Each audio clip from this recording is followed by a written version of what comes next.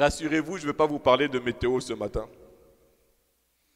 Même si le sujet de météo occupe une grande partie de nos conversations ici au Canada à cause de la neige, le temps de verglas et ainsi de suite. Ce matin, j'aimerais vous parler d'un sujet qui s'inscrit dans la ligne droite de l'enseignement que nous avons eu la semaine dernière. Il s'agit de la consécration.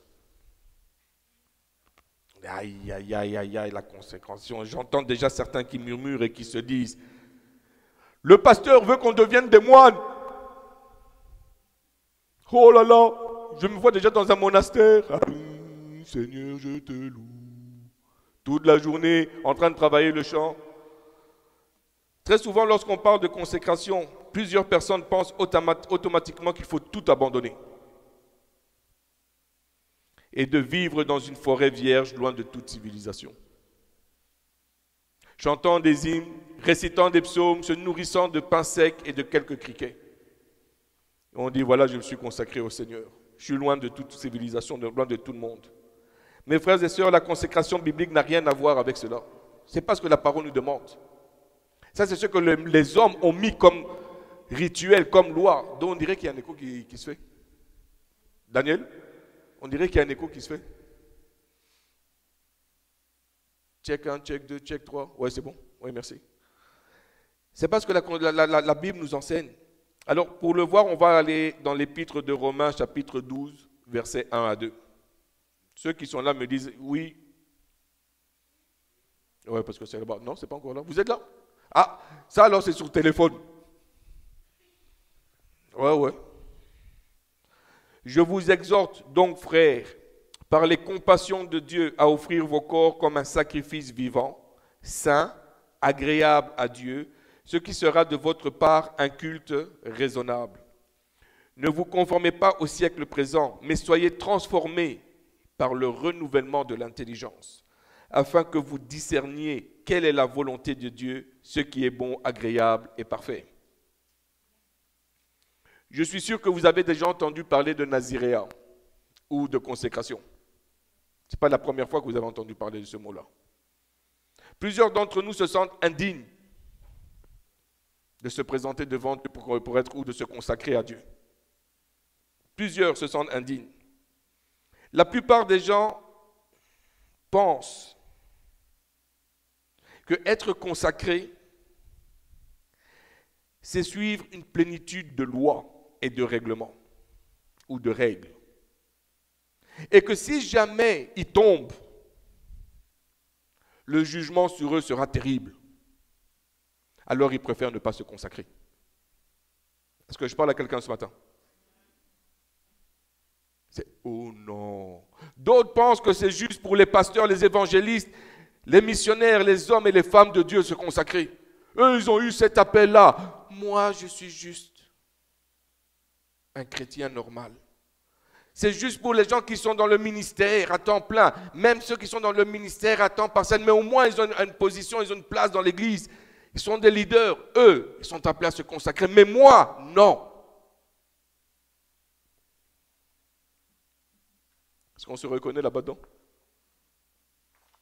Là, il n'y a personne qui me répond Amen.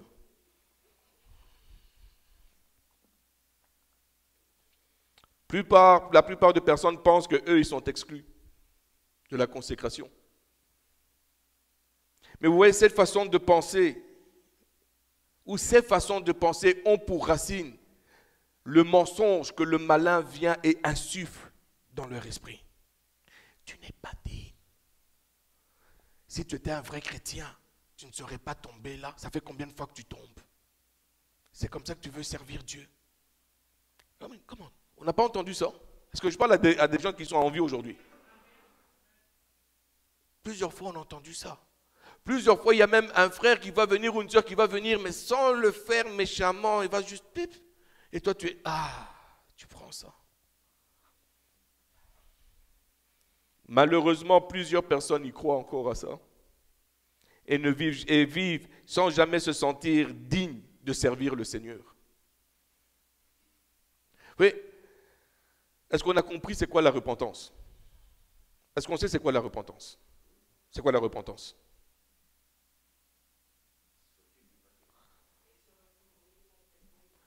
C'est pas juste ça.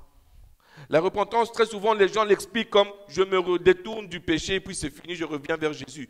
La repentance, ce n'est pas juste ça. La repentance, c'est que le Seigneur te dit, bon, puisque mon sang t'a blanchi, puisque mon sang t'a complètement pardonné tous tes péchés, je te remets à la place que moi j'ai choisie pour toi. Ce n'est pas juste que je dois recommencer tout le processus pour revenir à la place. Il dit non, parce que mon sang est tellement puissant que je te prends et tu étais ici, je te prends et je te remets à la place que tu dois être, parce que tu t'es repenti. Mais quand on ne comprend pas ça, on va rester ici, on se sent toujours indigne de servir l'Éternel, parce que je ne suis pas à la place que je devrais être. Mais il dit non, tu es ici. Maintenant, sers-moi. Mais d'abord, qu'est-ce que la consécration? C'est quoi la consécration? Est-ce qu'on s'est déjà posé la question? On entend le mot consécration, mais c'est quoi la consécration? Être consacré, c'est être accepté par Dieu. C'est être accepté par Dieu et avoir le privilège de le servir. Oh oh. Mais quand j'ai donné ma vie au Seigneur, j'ai été accepté. Donc automatiquement, j'ai le privilège de le servir. Donc, mon salut me ramène dans la consécration, la première étape de la consécration avec le Seigneur. Parce que j'ai le droit et l'honneur de le servir. C'est un honneur. Est-ce qu'on comprend que c'est un honneur de servir Dieu? C'est un privilège de servir Dieu. Il n'a pas besoin de nous. Mais il dit, je choisis de t'utiliser. Oui, le Watchman Nee dit, un auteur chrétien, un très bon auteur chrétien. Si vous avez des livres de Watchman Nee, je vous conseille de le lire. Il dit ceci, la consécration, c'est lorsque nous disons, Seigneur, tu m'as donné la possibilité et le droit de venir devant toi et de te servir. C'est puissant. Tu m'as donné le droit, l'autorisation de venir devant toi et de te servir.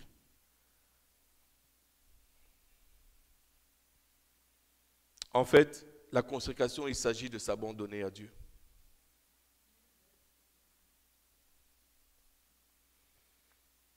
La consécration, c'est l'offrande de notre vie à Dieu pour faire sa volonté au lieu de la nôtre. Oui, l'apôtre Paul dit dans le verset 1 de Romains 12 que nous venons de lire, d'offrir notre corps comme quoi? Un sacrifice vivant. Les trois quarts des personnes, des chrétiens que j'ai rencontrés dans ma vie, ils viennent, ils me disent, tu sais, moi je suis prêt à mourir pour Jésus. Hein? Je dis, ok, mais qu'est-ce que il sera utile de quoi si tu meurs pour Jésus? Jésus veut que tu sois en vie pour lui. Donc offre ton corps comme un sacrifice vivant afin qu'il puisse t'utiliser avec puissance sur la terre. Mais si tu meurs pour Christ, ça va te servir à quoi? À moins que le Seigneur t'appelle à être martyr. Mais cherche à être en vie pour Christ. Alors offre ton corps en sacrifice vivant pour Christ. Mais qu'est-ce que ça veut dire aussi sacrifice vivant? C'est mettre notre corps ou tous nos membres et nos 5 sens au service de Dieu. Que fais-tu avec tes membres? Qu'est-ce que tu fais avec tes yeux? Qu'est-ce que tu regardes avec tes yeux?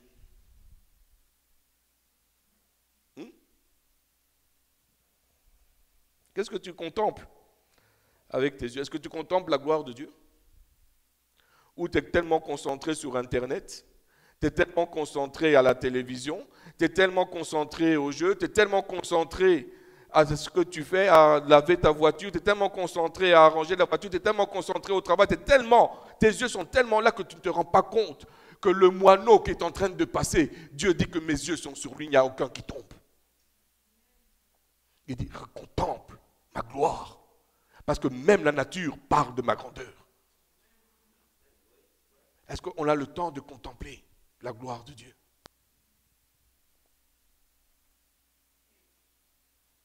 Tes oreilles, à quoi tu entraînes tes oreilles? Qu'est-ce que tes oreilles écoutent le plus? Est-ce que tu as entraîné tes oreilles à entendre la voix du Saint-Esprit qui vient, qui murmure? Ou bien tu es tellement occupé à entendre les futilités du monde. Ou tu es habitué à entendre les commérages des autres, au lieu d'entendre ce que le Saint-Esprit est en train de te dire.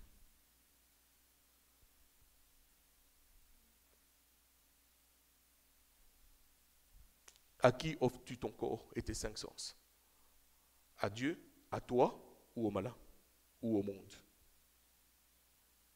Parce qu'on doit offrir. Qu'on le veuille ou pas, on doit offrir. Parce qu'on a été créé comme ça. On a le choix est devant nous. Mais à qui, mon frère, ma soeur, tu offres ton corps et tes 5 sens? Amen. Oui. J'ai dit que j'allais vous frapper, mais non. Vous m'avez fait pleurer, bon voilà, mais non. J'étais ému, bon maintenant c'est mon tour. Amen. Et tu dis amen, attends. C'est pas fini. Vous voyez, bien aimé, la consécration est notre réponse à l'amour et à la grâce que le Seigneur nous a donné. Oh oh. Je vais répéter. La consécration est notre réponse à l'amour et à la grâce infinie de notre Père. On répond à cet amour et à cette grâce. Parce qu'on sait qu'il nous aime, on a l'assurance qu'il nous aime, et on se rend compte de cette grâce qu'il nous a donnée. Parce que de là où j'allais en enfer, j'étais fini, j'étais en cendre, il a fait de moi d'une cendre, il a fait une beauté. Il a fait de moi qui allait en enfer, il m'a donné la vie et la vie en abondance. C'est une grâce. Comme j'expliquais à une personne quand je suis en train d'évangéliser, je dis, regarde mon ami, tu as 2 choix. Soit tu es le barbecue, soit tu es celui qui fait le barbecue. Soit le barbecue, c'est tu vas en enfer, soit tu es celui qui fait le barbecue. Tu es au paradis, tu n'es pas brûlé. Tu as le choix. Il m'a regardé, il a commencé à trembler. Parce que c'est une réalité. Oh, Rachandarase. Vous voyez, le Seigneur nous a donné le meilleur de lui. Il n'a rien retenu. Et en réponse, la seule chose qu'il nous demande, offre-moi ton corps en sacrifice vivant. Réponds à mon amour. Rends-toi compte de la grâce infinie qui est sur ta vie. Alors tu accompliras les desseins de l'Éternel. 2 Corinthiens 5, 14, 15 nous dit: car l'amour de Christ nous presse, parce que nous estimons que si un seul est mort pour tous, tous donc sont morts. Et qu'il est mort pour tous, afin que ceux qui vivent ne vivent plus pour eux-mêmes, mais pour celui qui est mort et ressuscité pour eux. Consécration. On nous exhorte, on nous appelle, on nous le demande, on nous ordonne. Puisque Christ est mort, donc toi aussi tu es mort. Toi qui l'as accepté, tu es mort. Mais puisqu'il est ressuscité, la vie qu'on a n'est plus pour nous, mais pour lui. Parce qu'on la vit à travers lui. Oh, Rachandara. Ça, c'est une autre prêche. Vous voyez, quand une personne saisit, quand une personne comprend l'œuvre de notre Seigneur, qu'est-ce qui va se passer? Elle va désirer vivre pour le Seigneur. Mais il faut saisir l'œuvre que Dieu a faite. Et pourquoi est-ce qu'elle va désirer vivre pour le Seigneur? Parce que l'amour de Dieu va contraindre ta personne ou va presser la personne à vivre. Je ne peux pas rester inactif quand je reçois tant d'amour. Il y a quelque chose qui se passe en moi. Il y a quelque chose qui me transforme, il y a quelque chose qui me pousse aussi à aimer et à faire du bien et à servir la personne qui me donne cet amour-là. En fait, l'amour du Seigneur nous amène à vouloir le servir encore plus et toujours. Ça fait partie de la consécration. Parce que chaque fois que je sers le Seigneur avec un tout petit peu, il va me dire, je suis fier de toi, mon enfant. Vas-y. Il va me manifester encore plus d'amour. Et plus je reçois son amour, plus je dis, oh Seigneur, tu es tellement beau, tu es tellement bon.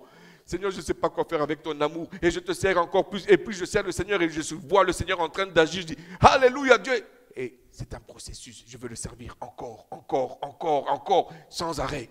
Parce que je sais qu'en le servant, je vais rencontrer celui que mon cœur aime. Oh là là.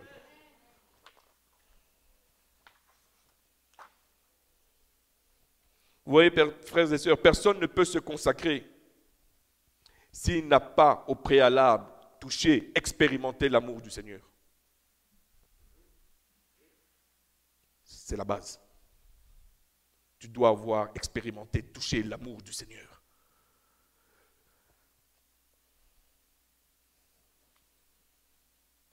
Quand on expérimente l'amour du Seigneur, quand on touche à l'amour du Seigneur, la consécration se fait spontanée et naturellement. Je ne peux pas rester le même que j'étais lorsque je suis dans la présence de celui que mon cœur aime. Son amour va me transformer. Son amour va me changer. Et automatiquement, j'aurai envie. Le désir va venir en moi de le servir. Ça va me presser de le servir et lui obéir. Alors, frères et sœurs, la question que je vais vous poser. Non, je ne vais pas vous poser la question. Je vais être gentil ce matin. Si vous avez de la difficulté à vous consacrer au Seigneur, posez-vous la question de savoir si vous avez vraiment expérimenté l'amour de Dieu. Ce n'est pas moi qui le dis, c'est la parole. Parce que si tu as expérimenté l'amour de Dieu, tu vas vouloir et désirer te consacrer. Je veux chercher à servir Dieu. Je ne dis pas ça pour condamner, je ne dis pas ça pour faire peur.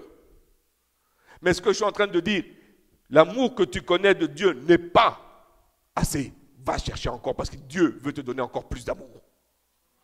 Dieu veut te donner plus d'amour. Et il veut que tu ressentes plus d'amour de sa part. Et il te dit, viens dans ma présence et tu vas te consacrer. Tu vas chercher à me bénir, tu vas chercher à me servir.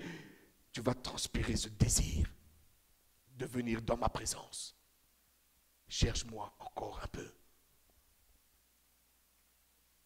Mais la question est, qui peut être consacré? Qui peut être consacré? Parce que, waouh, ce n'est pas évident. Ça a l'air de ne pas être évident. La consécration est le fait, ou est le désir, ou devrait être le désir, ou la consécration, je pourrais dire, est réservée à ceux qui ont accepté le Seigneur Jésus-Christ, aux enfants de Dieu, à tout le monde. Toutes les personnes qui ont accepté Jésus-Christ comme Seigneur et Sauveur peuvent se consacrer à Dieu. Peu importe l'âge, peu importe que tu sois homme, femme,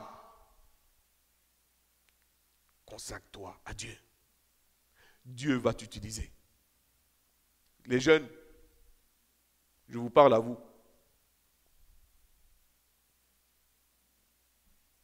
Allez changer votre génération. Mettez-vous debout, allez changer votre génération. Parce que Dieu cherche des gens comme vous, des jeunes qui n'ont pas peur et qui vont transformer et changer. Ou même les personnes âgées, même nous-mêmes, on va regarder, on va se demander où vient cette sagesse-là. Regardez le monde, il vous attend. Allez chercher. Allez transformer votre génération pour Christ. Ok? 1 Pierre 2,9 nous dit, vous au contraire, vous êtes une race élue, un sacerdoce royal, une nation sainte, un peuple acquis, afin que vous annonciez quoi? Les vertus de celui qui vous a appelé des ténèbres à son admirable lumière.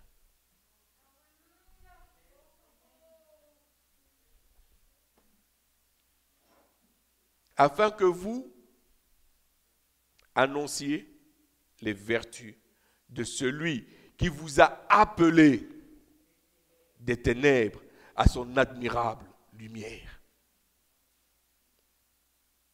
Frères et sœurs, la consécration est réservée exclusivement aux chrétiens, à personne d'autre, juste aux chrétiens. Et qu'est-ce qu'on fait avec ça? C'est un cadeau, une puissance que le Seigneur nous a donnée. Il dit, soit ma bouche, soit mes yeux, soit ma main, soit mes pieds. Vas-y. Il fait froid aujourd'hui, Seigneur. Je reste à la maison. Sors. Je suis fatigué de m'habiller.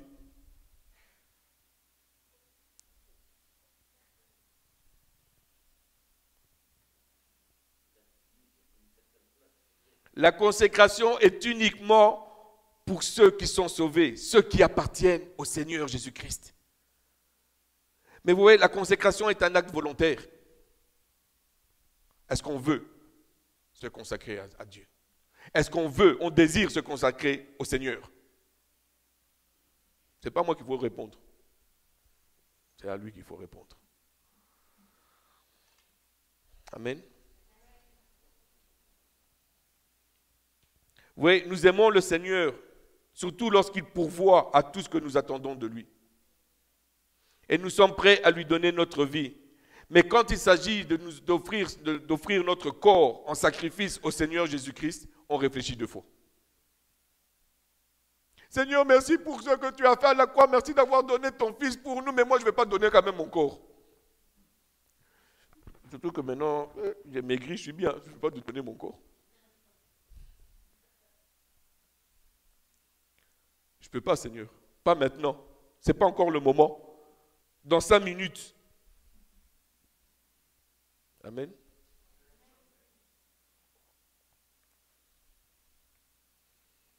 Plusieurs personnes reculent quand il s'agit d'offrir notre corps en sacrifice vivant. Mais nous qui sommes assis dans ce lieu ce matin, frères et sœurs, nous qui désirons nous consacrer au Seigneur, nous devons réaliser que le Seigneur nous a manifesté une grande grâce et une grande miséricorde. Est-ce qu'on est conscient de ça? Non, on est conscient ici, mais moi je parle de est-ce qu'on est conscient ici? C'est deux choses différentes. Ici, je le sais, mais je ne le vis pas ici.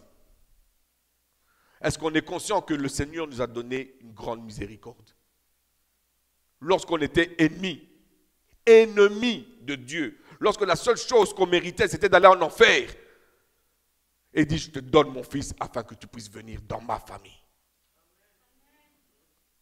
Est-ce qu'on est conscient de ça? Amen. C'est le Seigneur Jésus qui nous a aimés et qui nous a sauvés au prix de sa vie. Cela a coûté sa vie pour nous sauver. Pour sauver ses ennemis.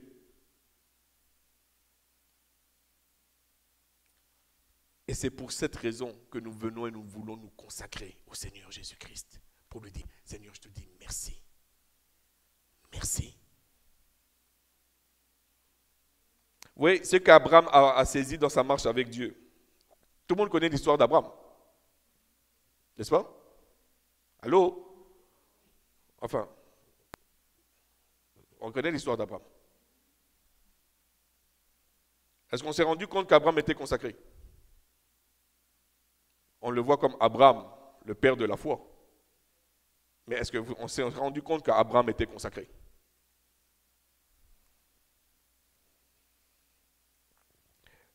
Abraham avait compris que tout lui venait de Dieu et que sa foi devait être une foi qui devait être consacrée à Jéhovah. Ok. La consécration exige une séparation. Il ne peut pas avoir de consécration sans séparation. Vous me suivez? Pour se consacrer pleinement à Dieu, nous avons besoin de quitter notre ancienne vie. Ce n'est pas accepté. Je ne peux pas venir et m'asseoir dans un beau fauteuil blanc lorsque j'ai travaillé dans une mine de charbon. La première chose que je vais faire, je vais m'enlever mes habits, je vais me laver, je vais revêtir des habits adéquats, propres, et m'asseoir. Mais nous voulons servir le Seigneur avec nos habits de mine. Il dit non. Passe par mon sang qui va te purifier. Et viens, je veux te donner, viens et achète chez moi, comme le livre d'Apocalypse nous dit, achète chez moi des vêtements neufs, blancs, pour cacher la honte de ta nudité. Et viens, sers-moi. C'est en moi. Amen. Le Seigneur s'attend à ce que nous puissions mourir à nous-mêmes, mourir à nos désirs, qu'on puisse se séparer de tout ce qui détruit notre témoignage en tant qu'enfant de Dieu et marcher selon les voies de l'Éternel des armées. Il y a un chemin, frères et sœurs, il y a un chemin qui nous ramène dans la présence de Dieu. Un chemin. Mais très souvent, nous aimons faire des bifurcations là, il n'y a pas de chemin. Et puis on vient, on se cogne à gauche, on se cogne à droite. Seigneur, pourquoi moi? Il dit, reste sur mon chemin. Il y a un seul chemin. La vie d'Abraham est un bel exemple de consécration. Nous savons qu'Abraham a reçu l'appel divin de quitter son pays et d'aller dans le pays que le Seigneur allait lui montrer. D'abord, il faut avoir beaucoup de foi. Tu ne sais pas où tu vas, mais pars. Dieu lui a demandé de quitter son pays, plus précisément la ville de Ur, pour aller à Canaan. Nous, on sait aujourd'hui que c'est pour aller à Canaan, mais lui ne savait pas. Et Abraham, en allant à Canaan, il s'est arrêté à Chartrand. Mais ça, c'est une longue histoire, parce qu'il est parti avec son père. Anyway, ça, c'est une autre prédication. C'était juste pour faire une petite parenthèse. Mais anyway, il est arrivé à Canaan pour se consacrer pleinement à la volonté de Dieu. Abraham a dû quitter son ancienne vie. Il a dû tout abandonner. Pas seulement ses amis, mais son business, ce qui le faisait vivre, sa fortune, son héritage, tout. Il a dû tout abandonner pour se consacrer à Dieu. Vous me suivez? Mais pourquoi il a dû tout abandonner? Parce que s'il n'avait pas abandonné, il n'allait jamais posséder les bénédictions que Dieu allait lui donner. Oh, oh. Ça méritait un amen. Si on veut recevoir les bénédictions que Dieu a pour nous, quittons notre ancienne vie. Parce que les deux ne peuvent pas cohabiter. C'est à nous de choisir. Alors, je vais être bien honnête avec vous, frères et sœurs. Nous l'avons vu la semaine dernière.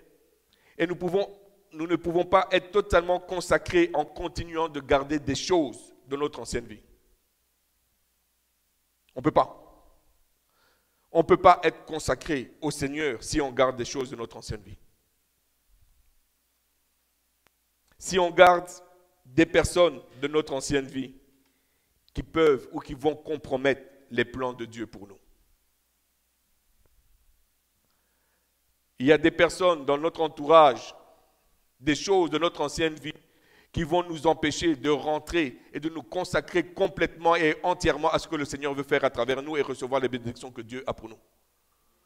Oui, ce qui s'est passé, c'est que Abraham, quand il est parti, il a quitté son pays, il est arrivé à Chartrand, il était avec son père, mais pour rentrer dans Canaan, son père n'était pas avec lui. Tant et aussi longtemps que son père était en vie, il n'allait jamais rentrer dans Canaan. Il a attendu, parce que son père était âgé, il a attendu que son père décède pour pouvoir rentrer dans Canaan. Il a été retardé. Mais Dieu a eu compassion. Il a quand même béni. Mais ne faisons pas la même erreur.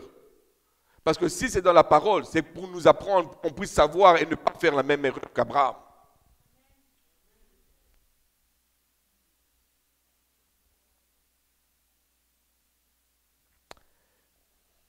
Non seulement nous avons besoin de quitter notre ancienne vie,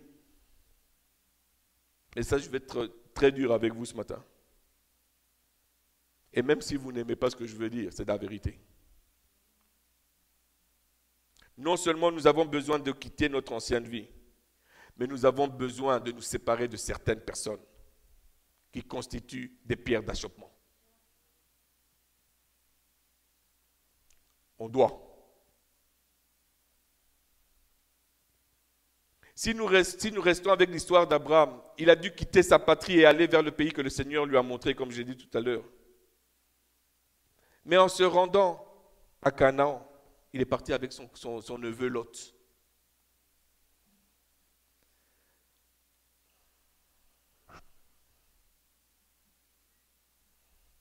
Arrivé à Canaan, les bergers de Lot et les bergers d'Abraham se sont chamaillés.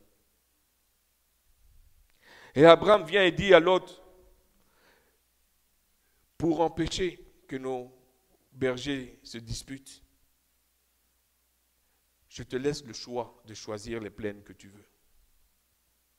Il y avait les plaines verdoyantes et les plaines quasi désertiques. Lot, regardant ce que le monde avait à lui offrir, il dit, je prends les plaines verdoyantes. Mais quand on regarde bien dans la parole, les plaines verdoyantes étaient l'endroit où Sodome et Gomorrhe étaient. Oh, oh. Il a choisi le monde. Abraham, qui était consacré au Seigneur, n'a pas vu les plaines désertiques, mais dit, mais mon Dieu, en qui je crois, est capable de me faire sortir de l'eau du désert, est capable de faire sortir l'herbe du désert. Je compte sur lui pour me bénir et non pas sur ce que les plaines peuvent me donner. Et qu'est-ce qui s'est passé? C'est que le cheptel d'Abraham a commencé à grandir et a dépassé le cheptel de Lot. Mais vous voyez, Abraham aimait son neveu. Abraham aimait son neveu et ne voulait pas d'histoire avec son neveu Lot. Il a préféré lui dire, vas-y, choisis. Choisis. Je ne veux pas me chamailler avec toi. Je ne veux pas rentrer à ce niveau-là parce que je crains l'Éternel des armées. Choisis le meilleur pour toi, ce n'est pas un problème. Moi, je vais me contenter avec ce que tu vas me laisser. Parce que mon espoir n'est pas ce que tu me laisses, mais mon espoir est en Yahweh.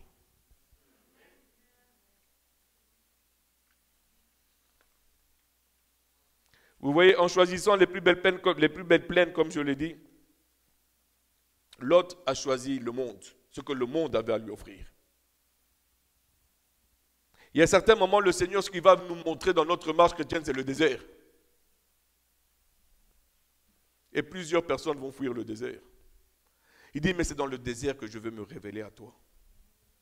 C'est dans le désert que tu vas trouver le buisson ardent.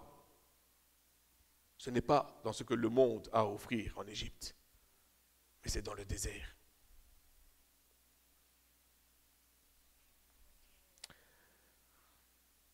Oui, la consécration va nous faire nous séparer des gens qui ne marchent pas fidèlement envers le Seigneur.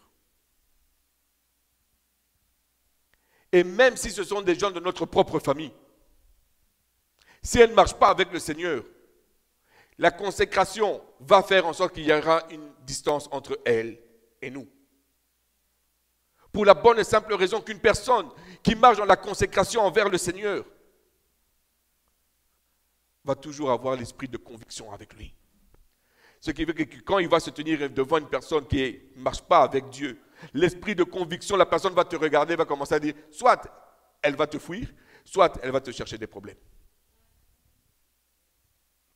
C'est plus quelque chose de spirituel que quelque chose de naturel. Merci ma soeur.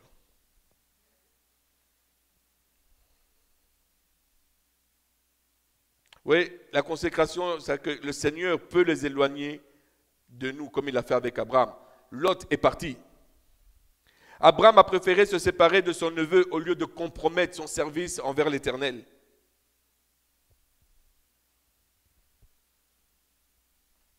Quand ils se sont séparés, Lot est allé vivre où? À Sodome et Gomorrhe. N'est-ce pas? Abraham, lui, est resté en dehors de Sodome et Gomorrhe. Il ne peut pas se mélanger entre la lumière et les ténèbres. Ça ne marche pas. Ça ne peut pas. Mais nous, on aime, on cherche à mélanger. Je suis chrétien, mais je ne peux pas. Qu'on arrête de mettre un abat-jour sur notre tête. Enlevons l'abat-jour et brillons. Brillons. Mais cela n'a pas empêché que chaque fois que Lot a eu besoin de son oncle, d'Abraham, Abraham était là. Abraham est parti en guerre pour aller délivrer Lot. Pour remettre à Lot tout ce que l'ennemi avait volé. Il est allé la pourchasser. La consécration ne veut pas dire comme ça que je n'aime plus mon frère, ma soeur, que je n'aime plus mon ami, que je n'aime plus les personnes. Non, je les aime. Je suis là pour eux. Mais je ne peux pas me mélanger avec eux. Je ne garde pas les vaches avec. Je ne peux pas me mélanger avec. Et si la personne vient chez moi, si la personne me trouve, si la personne me rencontre, je veux laisser l'Esprit de Dieu venir et ramener la conviction sur la personne. Parce que c'est moi qui suis en position de force, parce que je suis avec le Tout-Puissant, le Créateur de toutes choses. Amen. Oui, quand on marche dans la consécration envers l'Éternel, l'amour de Dieu est en nous. Parce qu'on commence à avoir l'amour pour les âmes. Et si les gens nous font du mal, nous pouvons continuer de les aimer, de les aider s'ils ont besoin de nous, mais nous devons savoir qu'on n'a pas le même esprit. Je ne peux pas venir et me confier à une personne qui ne marche pas avec le Seigneur. Et ce n'est pas parce qu'une personne me dit Dieu est bon que je vais me confier. Non. La Bible nous dit vous allez les connaître par leurs fruits. Est-ce que je vois le caractère de Christ dans la personne? Si je ne vois pas le caractère de Christ. Le monde connaît le langage des chrétiens. Hein? Ah Dieu merci, il fait beau aujourd'hui. Eh mon frère, alléluia. Et on déverse. Non, je veux voir le fruit. Si je ne vois pas le fruit, je vais continuer de prier pour la personne. Je vais aider la personne. Mais ça s'arrête là. Quand l'Éternel a voulu détruire Sodome et Gomorrhe, qu'est-ce que l'Éternel a fait? Il a averti son serviteur Abraham. Vous n'avez pas posé la question pourquoi? La Bible nous dit que Dieu ne fait rien sur la terre sans pour autant, sans d'abord avertir ses serviteurs, les prophètes. Il avait tellement une relation intime avec Abraham. Abraham était tellement consacré que Dieu dit, laisse-moi d'abord aller dire à Abraham ce que je veux faire. Je ne vais pas lui demander la permission, mais laisse-moi lui partager ce que je veux faire. Et quand Abraham a entendu dire, oh non Seigneur, parce qu'il avait cette vie de consécration, il avait cette relation intime avec le Seigneur, il a pu se tenir et dire, Père, Seigneur, ne détruis pas les villes. Si il y a 100 justes, est-ce que tu vas vraiment les détruire? Trouve-les-moi. Abraham savait qu'il n'y avait pas 100 justes dans Sodome et Gomorrhe. Mais après ça, il a commencé à diminuer. Après, il a intercédé pour son neveu. Ne détruis pas, il y a mon neveu qui est là-bas. Il y a l'autre. Est-ce qu'on prie pour nos familles?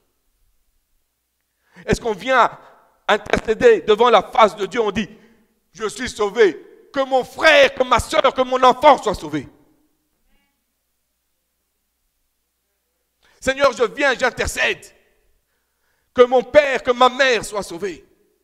Que mon mari, que mon épouse soit sauvée. Ou bien on fait des petites prières de 2 minutes. Et puis on dit, j'ai bien prié, amen. Merci Seigneur. Abraham a discuté avec Dieu. Il dit, ok, mais pas Lot et sa famille.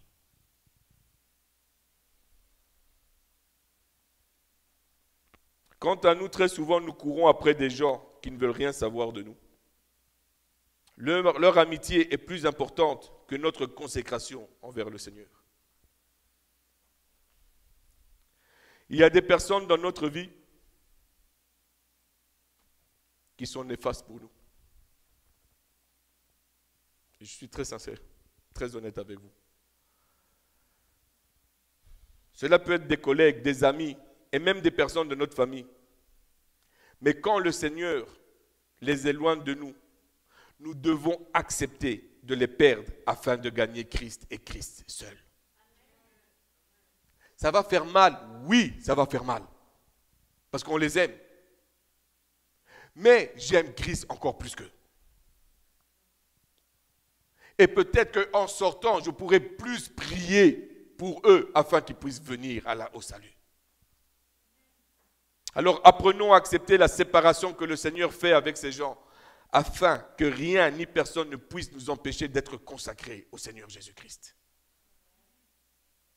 Frères et sœurs, j'aimerais que cette semaine vous puissiez regarder, faire un examen profond en vous et regarder qu'est-ce qui vous empêche de vous consacrer.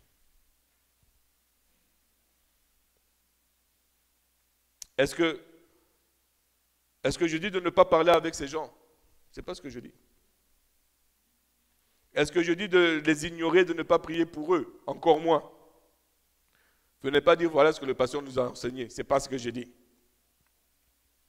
Ce que je suis en train de dire, c'est que lorsque le Seigneur vous sépare de ces personnes et que vous vous reposez sur le Seigneur, automatiquement, vous allez prier pour ces gens-là. Vous allez avoir l'amour de leur âme, pas seulement de la personne, mais de leur âme. Parce que vous allez vouloir qu'ils puissent être sauvés. Parce que vous allez vous rendre compte qu'ils sont liés. Et vous voulez leur délivrance. Et c'est parce que vous voulez leur délivrance et que vous êtes poussé par l'amour de Christ qui est en vous, vous allez vous mettre à genoux, vous allez prier.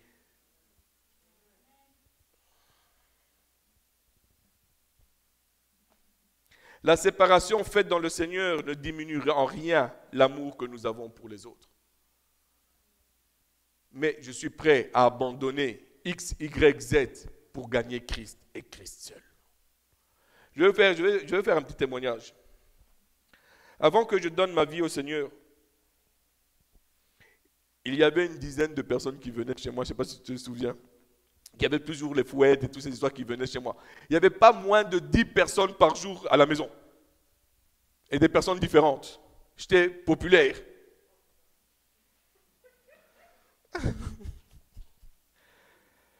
Et puis j'ai donné ma vie au Seigneur.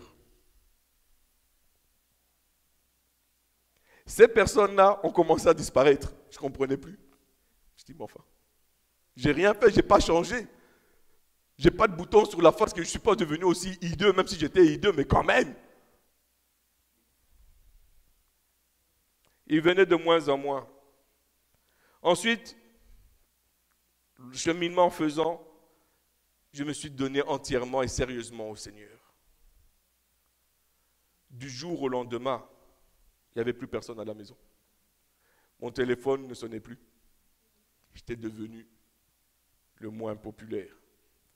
Je me suis retrouvé pendant des semaines seul. J'appelle les gens, ils ne me répondent même pas. Mais quand j'ai accepté cette solitude, le Père m'a donné des frères et des sœurs. Mais j'ai accepté. Je ne pouvais rien faire d'autre qu'accepter. Je n'ai pas couru après. Au début, oui. Et même aujourd'hui encore. Même aujourd'hui encore, il y a certaines personnes que je connaissais qui se sont éloignées. Non pas à cause de moi, mais chaque fois que je rencontrais ces personnes, il y avait de la conviction qui venait sur eux. Et eux-mêmes, ils me racontaient, ils me disaient, tu me juges. Mais moi, je ne suis pas en train de te juger. J'ai autre chose à faire que de te juger. Je me sens mal. Ce n'est pas moi. Mais je vais être dans ta compagnie, mais j'ai l'impression que... Et puis, ce sont personnes qui se sont éloignées. Mais vous savez, je vais être très honnête avec vous. Depuis que j'ai pris cette résolution de ne plus courir après les gens, j'ai un poids en moins sur mes épaules. Je prie pour ces personnes-là. J'aime ces personnes-là. Si je les vois, je vais leur dire bonjour. Si elles ont besoin de moi, je vais être là pour elles. Mais si le Seigneur a permis qu'il y ait une séparation, je prie, Seigneur, sauve-les afin qu'un jour on puisse redevenir encore comme on était. Mais je ne veux pas changer et faire des compromis. Je veux rester avec Christ et Christ seul. Amen. Alors je vais terminer avec ça. La consécration, frères et sœurs, c'est accepter de tout perdre, de tout abandonner. Nos ambitions, nos rêves, nos désirs, notre orgueil. Et peut-être même, comme je dis, des membres de notre famille. Afin de gagner Christ. Je ne dis pas afin de gagner des bénédictions. Je ne dis pas afin de gagner des faveurs, afin de gagner Christ et Christ seul. Est-ce qu'on se rend compte du privilège qu'on a? Que le Créateur de toutes choses désire qu'on le cherche, désire avoir une relation avec nous. Jamais un homme a désiré avoir une relation avec son ordinateur, avec sa voiture, avec ce qu'il a créé. Il ne veut pas. Mais le Créateur de toutes choses désire avoir une relation avec sa créature pour en faire un membre de sa famille en part entière. Alors notre Seigneur cherche des personnes qui sont prêtes à marcher dans la consécration, des personnes qui vont marcher dans l'obéissance à sa parole. Ma question que je vais vous poser, et je vais terminer avec ça, est-ce que nous ferons partie de ces personnes-là? Que le Seigneur vous bénisse. Amen. Nous remercions le Seigneur pour sa présence et pour sa parole et nous vous remercions infiniment pour votre soutien. Que le Seigneur vous bénisse abondamment. Si vous voulez continuer de nous partager vos histoires, de nous partager vos témoignages ou tout simplement besoin de prière ou de quoi que ce soit, vous pouvez toujours nous suivre sur nos différentes plateformes. Vous pouvez nous suivre sur notre site internet au www.centrechrétiengenex.com ou nous suivre sur Facebook sur notre page au CCGenex ou sur Instagram au Centre Chrétien Genex. Nos prédications sont sur notre chaîne YouTube au CCGenex. Alors n'hésitez pas à vous abonner, à nous écouter et surtout à partager. Alors nous vous souhaitons une agréable semaine. À la très prochaine fois.